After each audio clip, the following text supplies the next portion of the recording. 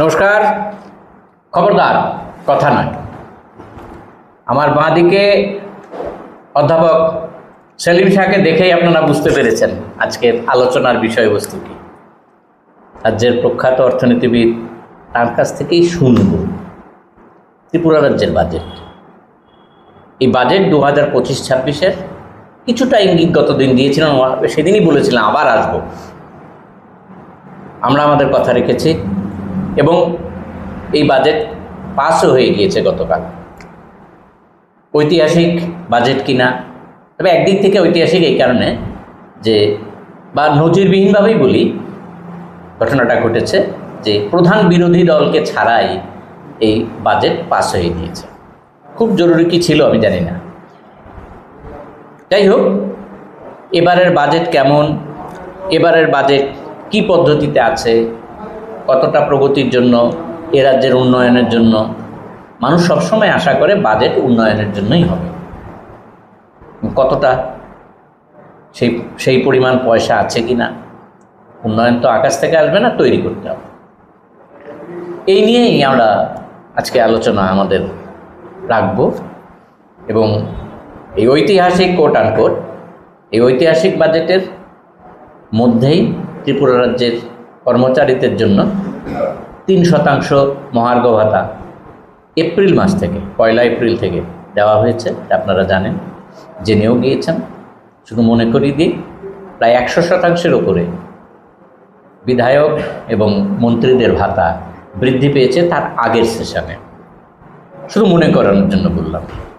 আমরা আজকের এই আলোচনা শুধুমাত্র এই 25-26-এর বাজেটকে কেন্দ্র করেই রাখছি। সরাসরি চলে যাই, কোনো রকম ভনিতা না করে চলে যাই যে সেলিম সাহেব, এই যে 32,423.44 কোটি বাজেট কালকে পাস হয়ে গেল, এই চলো হয়ে গেল সবাই, আমরা বললামই যে প্রধান বিরোধী দল ছাড়াই এই বাজেটে যে আয়ের যে সংস্থান এবং সেই অনুযায়ী ব্যয় বা মূলধনী ব্যয় প্রায় 7,000 কোটি টাকা রাখা হয়েছে, তা সত্ত্বেও এখানে কি ইঙ্গিত পাচ্ছেন এই আয় ব্যয়ের থেকে? নমস্কার। খবরদার কথনের দর্শক শ্রোতা যারা প্রোগ্রাম দেখছেন এবং যারা নিয়মিত দেখেন, তাদের সকলকে আমার আন্তরিক অভিনন্দন। এবং আপনারা এই বাজেট নিয়ে আমরা আগেই কথা দিয়েছিলাম যে এই বাজেট নিয়ে আলোচনা করব, এই জন্য আলোচনা করতে এলাম। যদিও আলোচনা করার উৎসাহটা ভিতর থেকে ঠিক ততটা বোধ করছে কিনা সেটা আমি জানি না।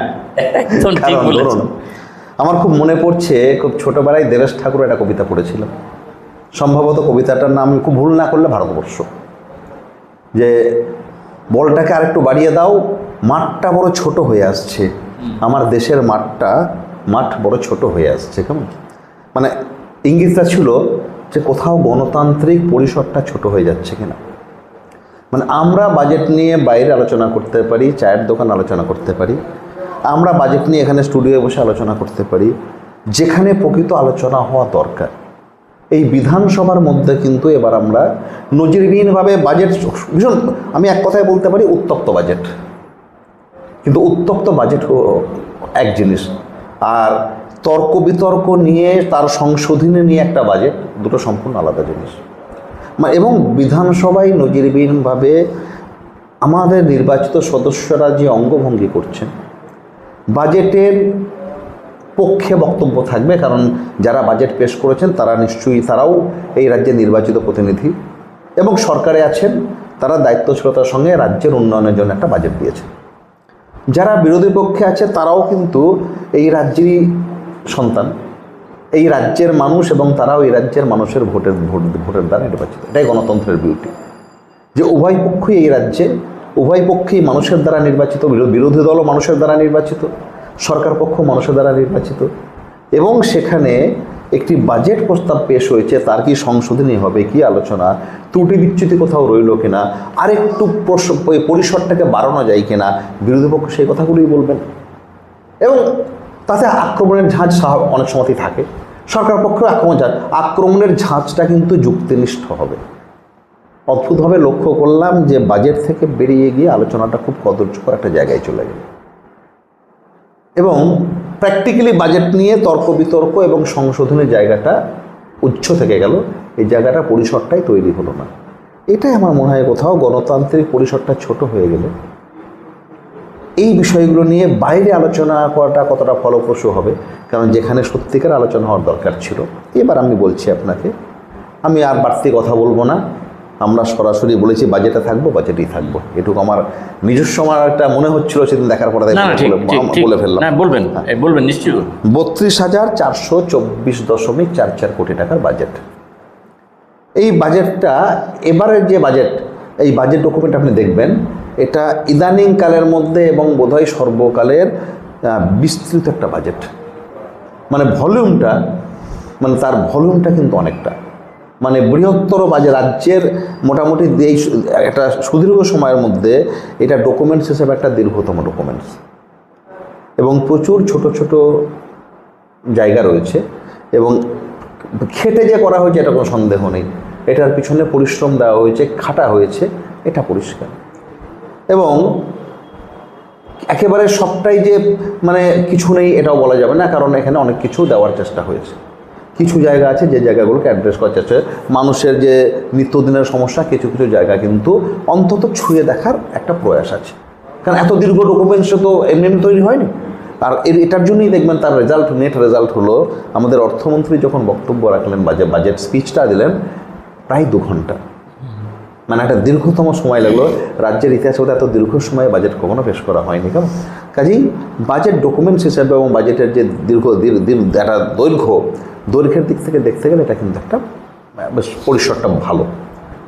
এইবার আসছি আমি যে, কারণ এটা যে ভালো দিকগুলো আছে কিন্তু কোথাও কোথাও আবার এটা মানে দীর্ঘতম বলেই বোধ হয়, কোথাও কোথাও আবার কিন্তু যোগসূত্রের ঘাটতিও আছে, বা কোথাও কোথাও একটু অসঙ্গতি, যেগুলো আমার মনে হয়েছে। আমি অর্থনীতির ছাত্র, আমার তো প্রথমেই দেখলে মনে পড়ে যায় যে আশা দেখে নিই তো যে সব অঙ্কগুলো ঠিক আছে কিনা।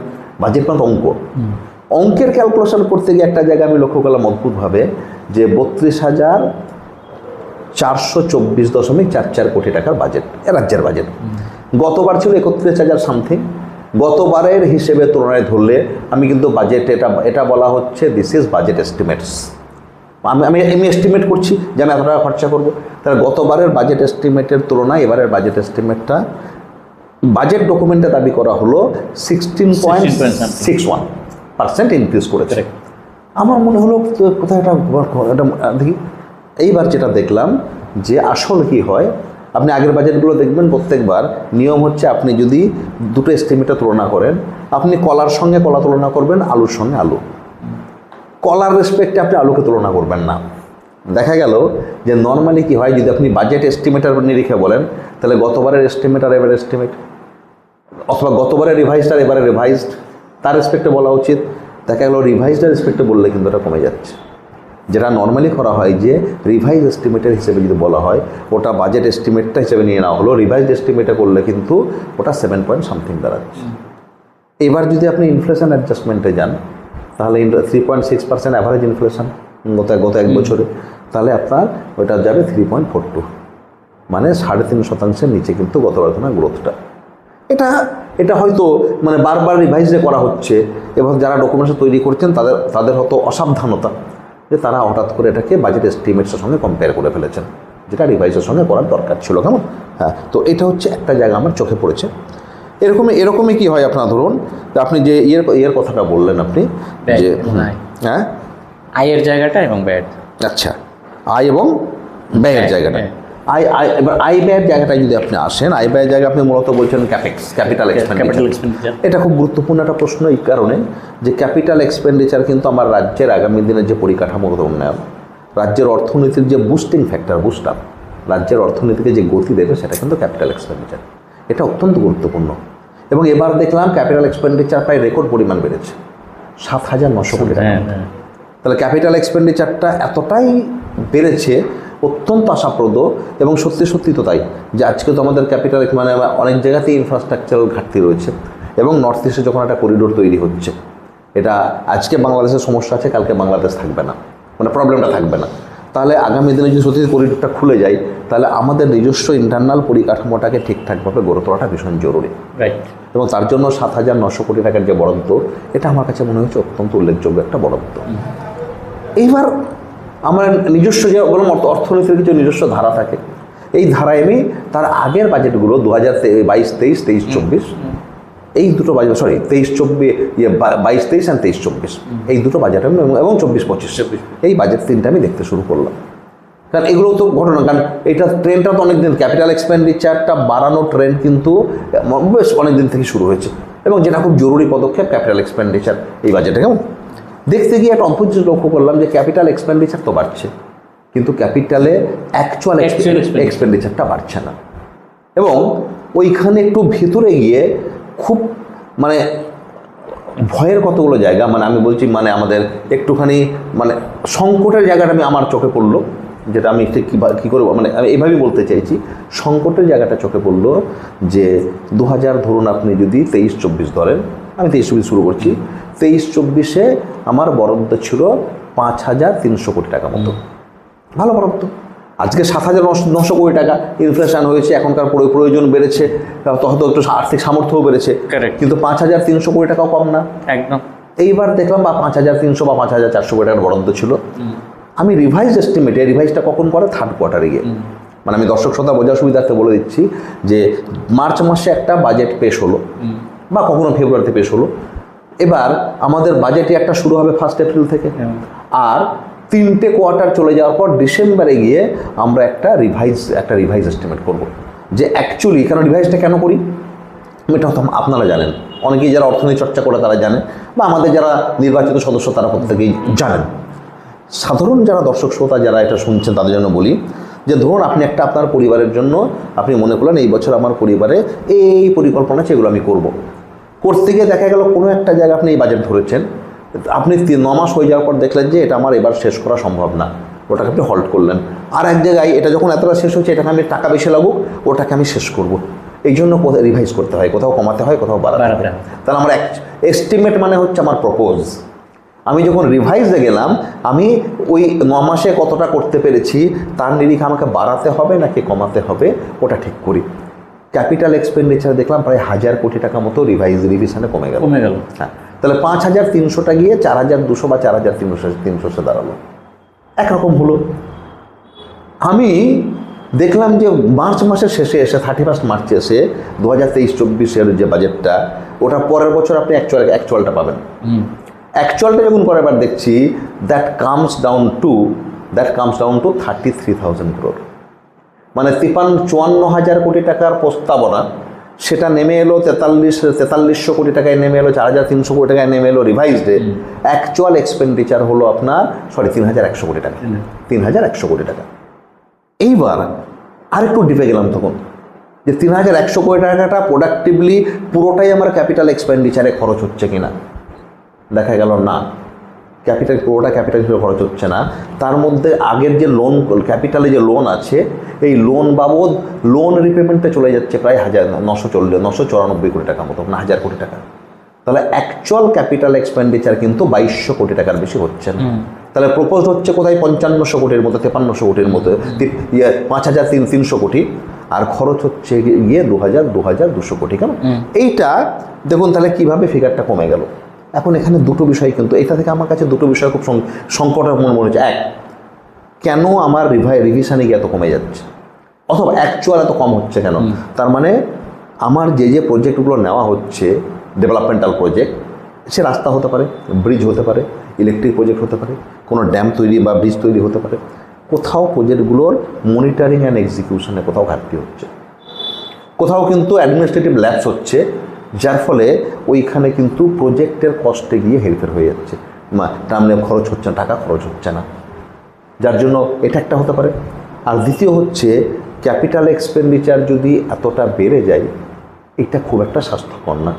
মানে ক্যাপিটাল এক্সপেন্ডিচার যদি অ্যাকচুয়ালটা এত কমে যায়, এবং তার রিপেমেন্ট অফ ক্যাপিটাল লোন এইটা যদি 1,000 কোটি টাকা পে করতে হয় ছোট্ট অর্থনীতিতে, তাহলে সেটাও খুব একটা ভালো জায়গা কিন্তু না। এই জায়গাটা কিন্তু ক্যাপিটাল এক্সপেন্ডিচারের জায়গাটা, এবং যার ফলে 7,900 কোটি টাকা যে ক্যাপিটালের এক্সপেন্ডিচার ধরা হয়েছে, এর থেকে ধরুন রিভাইজে গিয়ে কতটা কমে যাবে। অ্যাকচুয়ালি কতটা খরচ হবে, কারণ 2024-25 অর্থবর্ষও কিন্তু সেম ঘটনা ঘটেছে। 5,700 কোটি টাকা 800 কোটি টাকা প্রপোজাল, অ্যাকচুয়ালি গিয়ে খরচ হয়েছে 3,300 কোটি টাকা। এবং তার মধ্যে আবার আবার কিন্তু হাজার কোটি টাকা আমাকে দিতে হচ্ছে মানে রিপেমেন্ট টু ক্যাপিটাল লোন। তার মানে অ্যাকচুয়াল এক্সপেন্ডিচার কিন্তু অনেকটা কমে যাচ্ছে। এটা কিন্তু খুব একটা স্বাস্থ্যকর লক্ষণ না।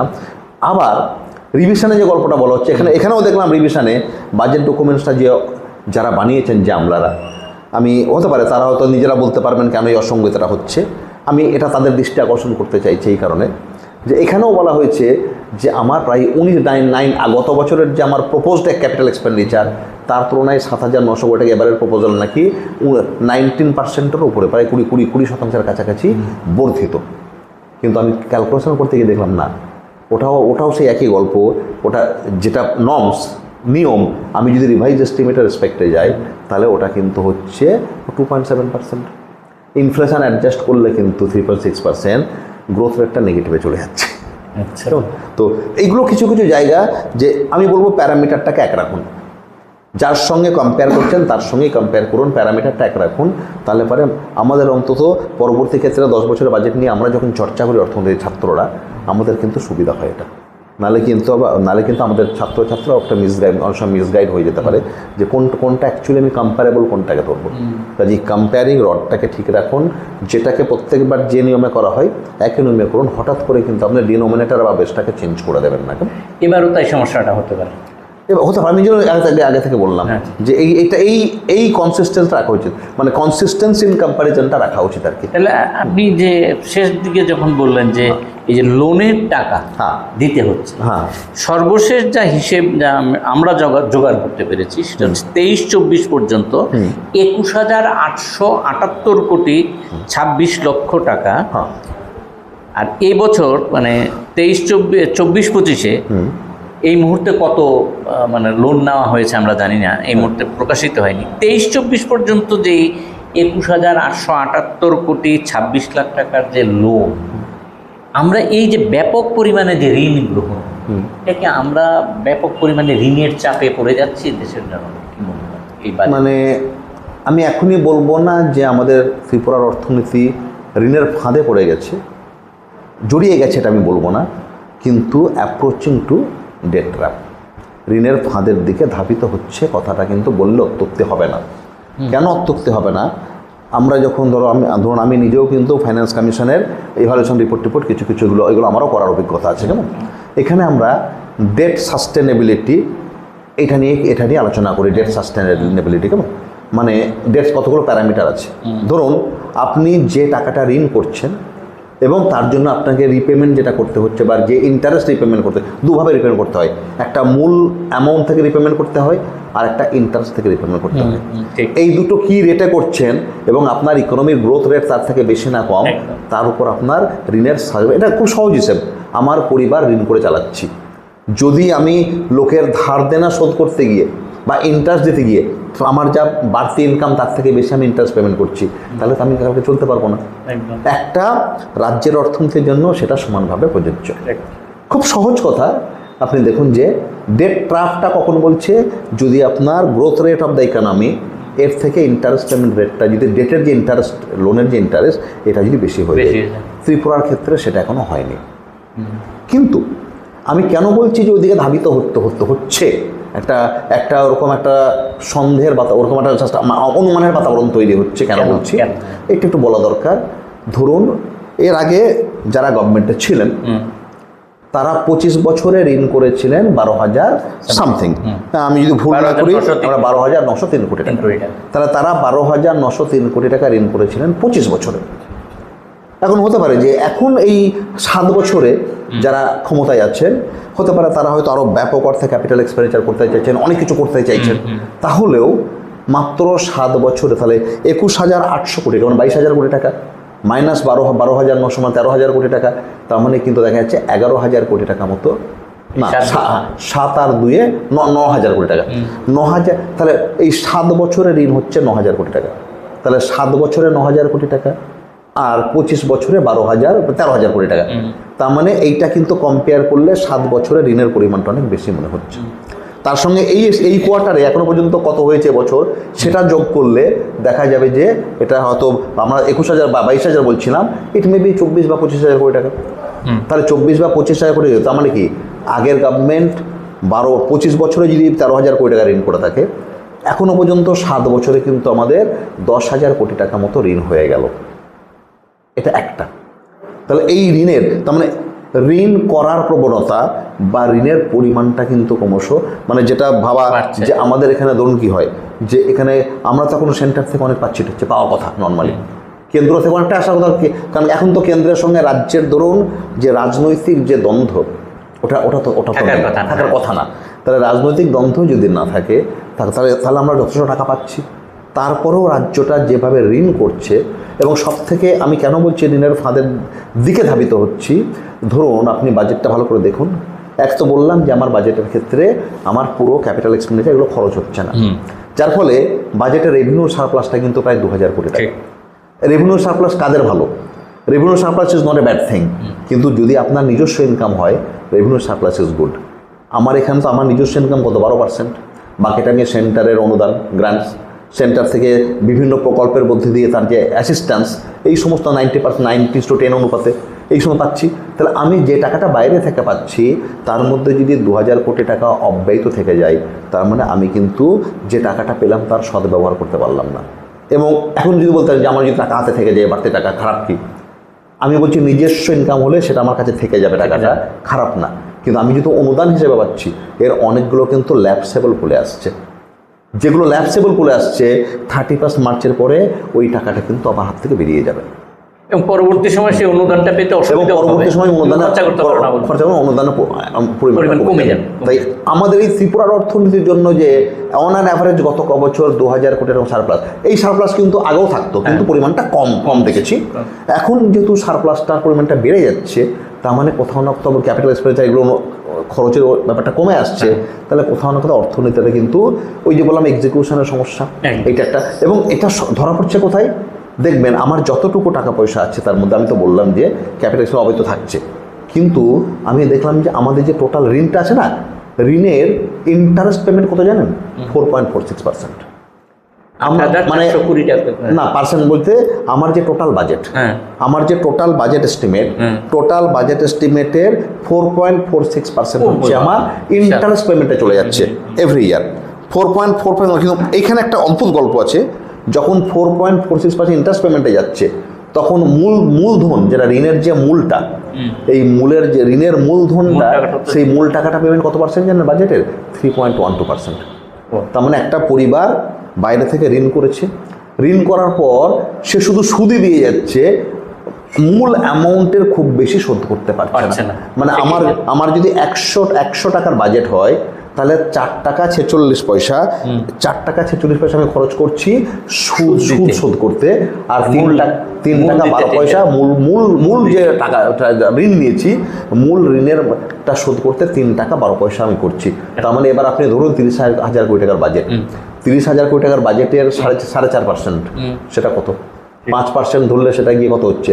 1,500 কোটি টাকা বা তার উপরে। কেমন? তার মানে আমি কিন্তু 1200 থেকে 1400 কোটি টাকার ইন্টারেস্ট পেমেন্ট করছি। ক্যাপিটাল এক্সপেন্ডিচার ইন্টারেস্ট বললাম, যেটা ইন্টারেস্ট পেমেন্ট করছি, যেখানে মূলধন। তার মানে আমি যখন ইন্টারেস্টটা বেশি পেমেন্ট করছি, মূলধনের মূল অ্যামাউন্টটা কম পেমেন্ট করছি, তার মানে আমি কিন্তু ডেটের ক্ষেত্রে খুব বেশি কমফোর্টেবল জায়গায় নেই, এবং that's an indication of date trap. আমি বলছি যে ডেট ট্র্যাপে আমরা পড়িনি, কিন্তু ডেট ট্র্যাপে পড়ার সম্ভাবনা কিন্তু একটা রয়ে যাচ্ছে, সেই দিকেই রওনা হচ্ছে। এটা বাজেটে যেটা মানে যারা মানে সাধারণ মানুষ যেটা জানতে চায়, কর্মসংস্থান, এটার পাশাপাশি কর্মসংস্থান রয়েছে। আপনি আরেকটা জিনিসও উল্লেখ করেছেন, আমাদের কর্মচারীদের বিষয়টা টাচ করে গিয়েছে। এইটা বিষয়টায় বলছি যে এই যে 7ম বেতন কমিশন বা সিপিসি, আর এই যে ডিএ দেওয়া, ডিএর ব্যাপারে আমার একটা প্রশ্ন পাশাপাশি থাকলো। আপনি তো বাজেটের কর্মসংস্থানের বিষয়টা বলবেনই। কর্মসংস্থান সম্পর্কে আপনাদের একটা জিনিস জানিয়ে রাখি, এখন কিন্তু বেরোজগার শব্দটা উঠে যাচ্ছে। আপনারা খুব ভালো করে লক্ষ্য করবেন, বেরোজগারের জায়গায় এখন বলা হচ্ছে আকাঙ্ক্ষী যুবক, অর্থাৎ আনএমপ্লয়েডের জায়গায় এখন ডিজায়ারাস বা হোপফুল ইউথ, এই শব্দটা ব্যবহার করা এই মুহূর্তে। হ্যাঁ, অ্যাসপিরেন্ট। তো এই জায়গাটায় এই যে বাজেটের ক্ষেত্রে কর্মসংস্থান, 7CPC বা সিপিসি আর ডিএ, এই বিষয়টা কতটা মানে আমাদের চোখে পড়লো, এবং এই যে ফারাক এখনো ডি এর ক্ষেত্রে 20% রয়ে গেছে, তাহলে এই যে আপনি যে একটু আগে বললেন যে একই দলের সরকার হওয়াতে যে সুবিধাটা দেখা যাওয়ার কথা সেটা কেন হচ্ছে না? এই জায়গায় কি কর্মসংস্থান? আমি জানি না, কোথাও এটা হতে পারে যে এবার বাজেটে ধরুন আমি তো প্রথমেই কতগুলো জায়গা খুঁজি। এক বললাম কতগুলো অঙ্কগুলো ঠিক আছে কিনা, দ্বিতীয় হচ্ছে কর্মসংস্থানের জন্য নতুন কোনো প্রকল্প, কোনো বিশেষ কর্মসংস্থানের বা কোনো নতুন ভ্যাকেন্সির কথা ঘোষণা করা হলো কিনা, এগুলো একটা স্বাভাবিক, এগুলো খুঁজবো। সঙ্গে শিক্ষা, স্বাস্থ্য, এই ব্যাপারগুলো আমাদের মাথায় থাকে, কেমন, বা সাধারণ মানুষের জন্য কৃষির জন্য কতটা কিলো সেক্টর ওয়াইজ কি অ্যালটমেন্ট হলো, এই খুব সাধারণ বিষয়। একটা বিষয় এবার দেখলাম, কর্মসংস্থান সম্পর্কে বাজেট প্রায় নিশ্চুপ, এবং সেখানে কোথায় কটা কলেজ করা হবে, হয়তো কাঞ্চনপুরে একটা নতুন কলেজ হবে, ইয়েতে বা ধরো করবুকে একটা কলেজ হবে, এটা কথা বলা হচ্ছে, আমবাসাতে কলেজ হবে, আর আমাদের এই যে কাকরাবন একটা ডিগ্রি কলেজ হবে, এরকম কথাবার্তা। এবং সঙ্গে এই 210টা যে 201টা কলেজে 201টি অ্যাসিস্ট্যান্ট সহকারী অধ্যাপকের পদে বিজ্ঞাপন দেওয়া হয়েছে, সেই অ্যাপয়েন্টমেন্টের মধ্যে করিয়ে নেওয়া হবে। এইটুকু কথার বাইরে এবং ওই আরও 2-4টে ছোটোখাটো, এর বাইরে কিন্তু কর্মসংস্থান সম্পর্কে বাজেট অদ্ভুতভাবে নিশ্চুপ। এটা হতে পারে সারা দেশেই কিন্তু কর্মসংস্থান একটা চ্যালেঞ্জ হয়ে যাচ্ছে ধীরে ধীরে। এই চ্যালেঞ্জটা রাজ্যও তার বাইরে না, কারণ দেশের অর্থনীতিতেও আমরা বলছি যে আমরা 5 ট্রিলিয়ন ইকোনমিতে পৌঁছে যাবো, 5 ট্রিলিয়ন ইকোনমিতে পৌঁছে যাবো, will be economic super power. কিন্তু দেখা যাচ্ছে যে 2003-04 থেকে 2013-14 পর্যন্ত দেশের অর্থনীতি যে গ্রোথ রেট ছিল, 10 বছরের ডিকেডাল গ্রোথ রেট, দ্যাট ওয়াজ 6.1%। এখন কি 6.4%। এখন কিন্তু সেটা কমে 2014-15 থেকে 2024-25 ইট কেম ডাউন টু 5.1%। তারা ডিকেডাল গ্রোথ রেটে কিন্তু খুব ভালো না। আপনি যদি দেখেন, আমার টাকার বিনিময় মূল্য দেখুন না, কোথায় ছিল আপনার 60 টাকার নিচে এক্সচেঞ্জ রেট, আর ডলারের সঙ্গে এখন বিনিময় মূল্য প্রায় 90 টাকায় পৌঁছে গেছে। খুব সম্প্রতি ইকোনমিক সার্ভে একটা কথা বলেছে আমাদের ভারত সরকার অর্থনৈতিক সমীক্ষা, যে আমাদের দেশের 90% মানুষ, এটা ভারত সরকারের সমীক্ষা, যে আমাদের দেশের 90% মানুষের নিত্য প্রয়োজনীয় মিনিমাম বেসিক নিডসের বাইরে অন্য কিছু কেনার ক্ষমতা নেই। এখন তার মানে কোথাও না কোথাও ক্রাইসিস একটা কিন্তু আমাদের আছে। সেইখান থেকেই সেন্টার থেকেও খুব চাপ দেওয়া হচ্ছে যে শিক্ষিত ছেলে মেয়েদের স্ব-উদ্যোগ বা এন্টারপ্রেনারশিপের দিকে ধাবিত করো, তাদেরকে এন্টারপ্রেনারশিপে তারা বেশি বেশি করে যেতে যায়। ওয়ান টাইম 5 লাখ 10 লাখ টাকা দিয়ে দিলাম, এককালীন দিয়ে দিলাম, তারা কিছু একটা করে খাবে, যদি ফেল করে সরকার কিছু করেনি কথাটা বলতে পারবে না। তাহলে আনএমপ্লয়েমেন্ট এবং ত্রিপুরার ক্ষেত্রেও কিন্তু আনএমপ্লয়মেন্ট একটা বড় ইস্যু হচ্ছে, কারণ গত 7 বছরে টোটাল সরকারি ক্ষেত্রে ভ্যাকেন্সি আছে মোর দ্যান 50,000। এটা আমরা সবাই জানি। এক্সাক্ট টাকা সরকার ছাড়া এক্সাক্ট এস্টিমেটটা কারো হাতে নেই, তবু মোটামুটি পত্রপত্রিকা সব জায়গায় যেটা বেরিয়ে আসে যে আমাদের সরকারি ক্ষেত্রে 50,000-এর উপরে কিন্তু ভ্যাকেন্সি রয়েছে। তাছাড়া প্রত্যেক বছর গড়ে 3 থেকে 4,000 করে কর্মচারী, 3,500-4,000 কর্মচারী রিটায়ার করছে, তাদের পোস্টগুলো খালি হচ্ছে। তাহলে সেক্ষেত্রে কর্মসংস্থানটা যদি 50 করে হয়, যদি ধরুন এই পোস্টগুলো ফিল আপ হওয়া উচিত ছিল, প্লাস গত 7 বছরে 3 আরও প্রায় 18 থেকে 20,000 লোক রিটায়ার করেছে, তাহলে মোটামুটিভাবে কিন্তু 65 থেকে 70,000 কর্মসংস্থান 7 বছরে হতে পারত। আমি কিন্তু একবার ওই ভিশন ডকুমেন্ট 50,000 প্রত্যেক বছর আমি যাচ্ছি না, কারণ আমি এখানে বাজেট আলোচনা করছি, আমি ওদিকে যাব না। আমি প্র্যাকটিক্যালটা বলছি, প্র্যাকটিক্যালি 50,000-এর উপর যে কর্মসংস্থানের যে খালি পদ রয়েছে, সঙ্গে রিটায়ার করার পরে 7 বছরে যে নতুন যে পদগুলো খালি হয়েছে, এইটুকু ধরলেই 65 থেকে 70,000 কর্মসংস্থান হতে পারত। হয়েছে কত 7 বছরে? 17,000, মাত্র 17,000। আর বাকিগুলো মামলা হয়ে ঝুলে আছে অনেকগুলো। তার মানে এইখানে দেখুন কর্মসংস্থান কিন্তু এক্সপেক্টেড রেটে হলো না। অনিয়মিত কর্মচারীদের আচ্ছা, অনিয়মিত কর্মচারীদের জন্য কিন্তু যে রেগুলারাইজেশন স্কিম যেটা ছিল, যে 10 বছর একটানা যদি কাজ করে, টেম্পোরারি স্ট্যাটাস অথবা কন্ট্রাকচুয়ালে, তাহলে ওকে আমরা একটা কমিটি করে ওকে 10 বছরের মাথায় আমরা ওকে রেগুলার করে দেবো, বা যারা কন্ট্রাকচুয়াল তাদের টেম্পোরারি স্ট্যাটাস দেবো, যারা টেম্পোরারি স্ট্যাটাস আছে ওটা রেগুলার হয়ে যাবে অটোমেটিক। এই স্কিমটা ছিল, আগের গভর্নমেন্টের সময় স্কিমটা ছিল, এই স্কিমটা কিন্তু গত 7 বছর ইমপ্লিমেন্ট করা হয়নি, বন্ধ হয়ে গেল। আচ্ছা, আমি ভেবেছিলাম যে 10,323 ভালো খারাপ আইনে ডিবেট আছে, তাদের কোনো আইনের সমাধান পাবে কিনা দ্যাট ইজ ডিফারেন্ট, কিন্তু তাদের যে দুরবস্থা, প্রায় 200 জন মৃত্যুবরণ করলো না খেতে পেয়ে, স্টারভেশনে আছে, তাদের যারা মারা গেছে অন্তত তাদের পরিবারকে এককালীন কিছু সাহায্যের কথা হয়তো বাজেটে থাকবে। এটা আমার একটা আন্তরিক ইচ্ছে ছিল যে থাকুক না, আরে তারা যোগ্য অযোগ্য সেটা কোর্ট বিচার করছে, সেটা পরের কথা, কিন্তু তারা তো আমাদের রাজ্যের সন্তান, পরিবারগুলো তো আমাদের রাজ্যের পরিবার। তাহলে যে পরিবারে ওই সদস্য একমাত্র যে রোজগারে আজকে প্রায় 7 থেকে 8 বছর হলো তাদের চাকরি নেই, বা এতগুলো বছর পরিবারটার মধ্যে কোনো সংস্থান নেই, ঘটি বাটি বিক্রি করে, জমি জায়গা বিক্রি করে, বাড়ি বিক্রি করে বসে আছে, তারপরে যে একমাত্র যে বাবা যে যার চাকরিটা গেছিল বা মা, এবার সেই মানুষগুলো মারা যায়, তাদের নাবালক ছেলে মেয়ে থাকতে পারে, তাহলে তাদের জন্য এককালীন কিছু অর্থ সাহায্য আইনে পথে চলবে, কি তাদের চাকরি হবে কেমন আছে ডিফারেন্ট, কিন্তু ওদেরকে এককালীন কিছু অর্থ সাহায্য অন্তত করা যেতে পারত, এইটা একটা মানবিক দিক। আচ্ছা, এইবার আমি বলি 17,000 কর্মসংস্থান হলো, বাকি কিন্তু মোর দ্যান 50,000 পোস্ট কিন্তু ভ্যাকেন্ট পড়ে রয়েছে, এটা একটা। দ্বিতীয় যে জায়গাটা হচ্ছে যে ডি এর ক্ষেত্রে আপনি যে 7 সিপিসি বললেন, 7 সিপিসিতে 2.57 ফ্যাক্টর দেওয়া হয়েছে, এবং সেটা অনেকটা 2.57 ফ্যাক্টর দেওয়াটাও তো অনেকটা ডেফিনেটলি, কিন্তু পাশাপাশি এই ফ্যাক্টরটা দেওয়ার পর যখন আমি ডিএটাকে 8% এটা না রাখি, তখন কিন্তু কর্মচারীদের কিন্তু বঞ্চনার পরিমাণটা বাড়ে, এবং সেটা কিন্তু মান্থলি বেসিসে।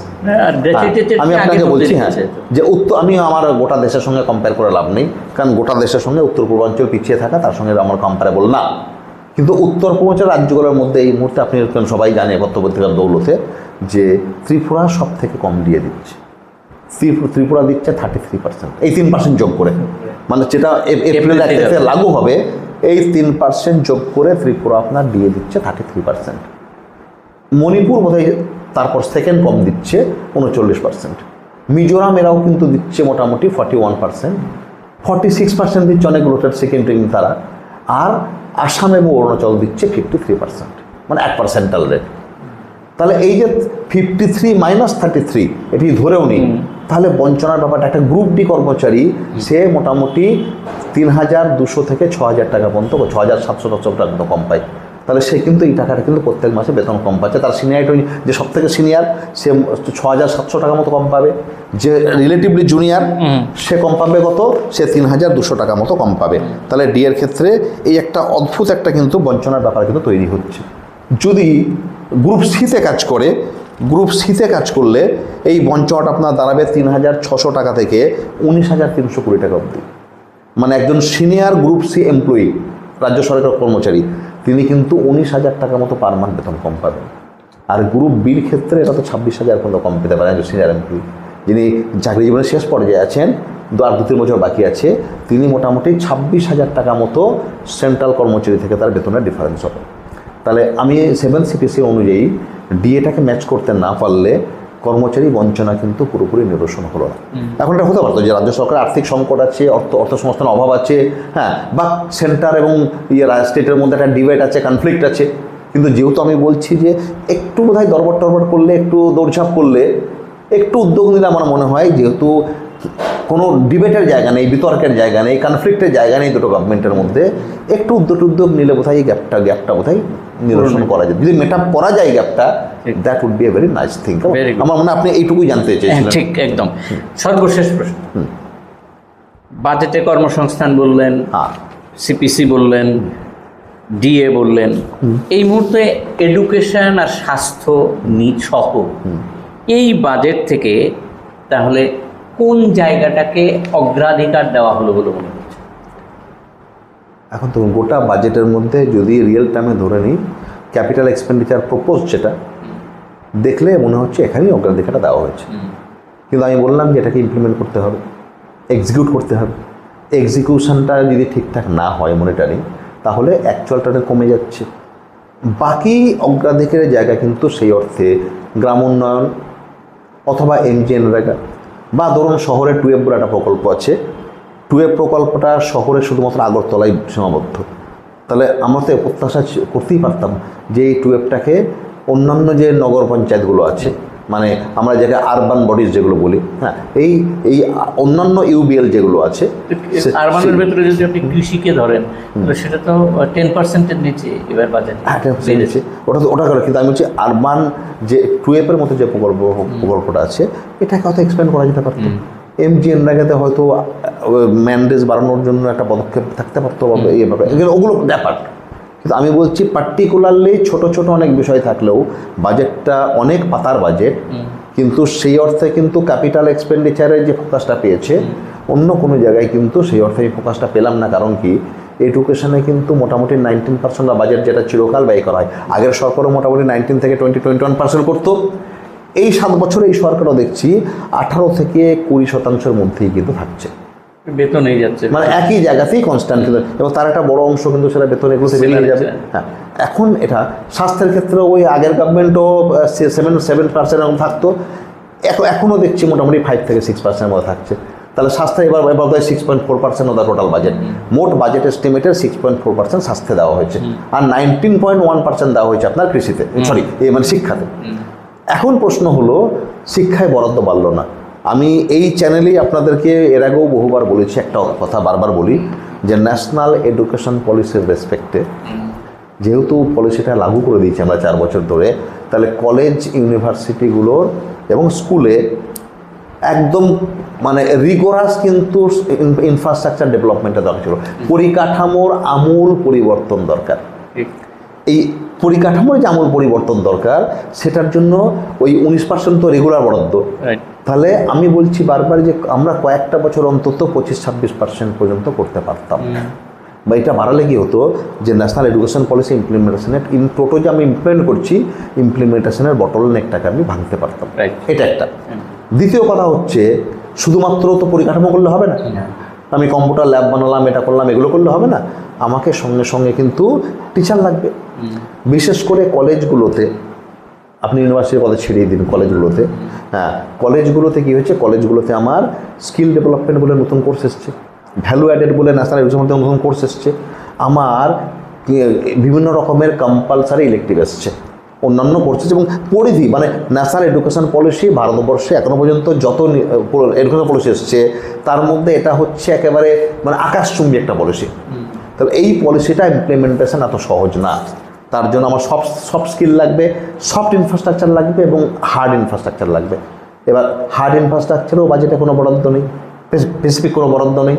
সফট ইনফ্রাস্ট্রাকচারে স্কিলের টিচার কোথা থেকে আসবে, ভ্যালু অ্যাডেড কোর্সগুলো টিচার কোথা থেকে আসবে, অন্যান্য যে এলিমেন্টারি কম্পালসারি যে এলিমেন্টারি পেপারগুলো আছে কোথা থেকে আসবে। এবং বহু কলেজ কিন্তু একজন মাত্র পিজিটি অথবা সিঙ্গেল টিচার, আবার এমনও আছে যেখানে নো টিচার, অনার্স আছে সাবজেক্টে কিন্তু কোনো টিচার নেই। হ্যাঁ, এটা আপনি জান, সাউথেই কলেজ আছে যেখানে অনার্স আছে কিন্তু একজনও টিচার নেই। কেমন, আমি কলেজটার নাম নিচ্ছি না, মানে একটা পার্টিকুলার সাবজেক্টে কোনো টিচার নেই। তাহলে নো টিচার তো চলতে পারে না, তাহলে সাবজেক্টে পড়াচ্ছে কারা? তাহলে এইটা ধ্যান দিয়ে, এবং যে আমার যেখানে টিচারের ডেফিসিয়েন্সি আছে, প্রথমত যতগুলো পোস্ট আছে আমি ফিল আপ করে নেবো, তার জন্য বাড়তি বরাদ্দ লাগবে। আমি তাছাড়া নতুন করে যে কিছু পোস্টে যেখানে টিচার রিয়েলি দরকার ডেফিসিয়েন্সি, সেগুলোকে ফিল আপের জন্য আমি উদ্যোগ নেব। আর নতুন কোর্সেস ন্যাশনাল এডুকেশন পলিসি যে নতুন কোর্সগুলো প্রপোজ করেছে তার জন্য আমি সরাসরি টিচার নিয়োগের জন্য আমি নতুন প্রপোজাল আনবো, নিউ ভ্যাকেন্সি ক্রিয়েট করব। আমি শুনেছি যে 700 জন নতুন সহকারী অধ্যাপকের একটা প্রপোজাল নাকি ফাইন্যান্স ডিপার্টমেন্ট থেকে ইনিশিয়েট হয়েছে। আই এম নট শিওর, যদি হয়ে থাকে তাহলে এই বাজেটে সেটা রিফ্লেক্ট করলো না, হয়তো পরের বাজেটে আসবে। এটা যত তাড়াতাড়ি করে নেওয়া যায়, এবং কলেজে সাফিসিয়েন্ট নাম্বার অফ টিচার্স, কারণ আগে একটা পেপারের জন্য হয়তো অনার্সে হয়তো 30 জন স্টুডেন্ট থাকতো, এখন এটা ইন্টারডিসিপ্লিনারি আর মাল্টিডিসিপ্লিনারি হওয়ার ফলে এখন ফিজিক্সের লোকে কিন্তু আপনার পলিটিক্যাল সায়েন্স পড়তে আসবে, কেমিস্ট্রির লোক কিন্তু মিউজিকে আসবে। And that's the spirit of the national education policy 2020। ওই স্পিরিটটাকে মাথায় রেখে আমার কিন্তু নতুন ভ্যাকেন্সি ক্রিয়েট করা এবং নতুন ভ্যাকেন্সি, ওই জায়গায় কর্মসংস্থানের জায়গাটা কিন্তু বাজেটে থাকা উচিত ছিল আমার মনে হয়েছে। এই জায়গাটা একটু লেখো না, কেমন? আর স্বাস্থ্য তো বললাম গতানুগতিক যে 6.4% গতানুগতিক বরাদ্দ, কাজে সেই অর্থে মানে আমার ঠিক পয়েন্ট অফ হিট এইটা কিন্তু সেভাবে লক্ষ্য করা গেল না। মানে এতটা বৃহত্তর পরিসরে একটা বাজেট পেশ করার পরেও সেই বাজেটে আমার ইকোনমির যে ক্রাইসিস এবং যে জায়গাটা হিট করতে হবে, পিন পয়েন্ট করা, এই জায়গাটা কোথাও একটা ঘাটতি রয়ে গেল আর কি। একদম এত সুন্দর করে পুরো বাজেটটাকে এত ছোট্ট জায়গায় ব্যাখ্যা করে যাওয়া যথেষ্ট কঠিন, কিন্তু এত সুন্দর করে বললেন যে একদম জলের মতো পরিষ্কার হয়ে গেল, যে পিন পয়েন্ট করা গেল না। আরও আমরা হয়তো জানতে পারতাম, বুঝতে পারতাম যদি বাজেটের যে অধিবেশন, সেই অধিবেশন ব্যাপক থেকে ব্যাপকতর হতো, দুই পক্ষেরই যদি ব্যাপক আলোচনা হতো, আরও অনেক কিছু বেরিয়ে আসতো। সেই সুযোগ থেকে কিন্তু আমরা বঞ্চিত হলাম। আজকে এটুকুই থাক। সবাই ভালো থাকবেন, সুস্থ থাকবেন, সবাই।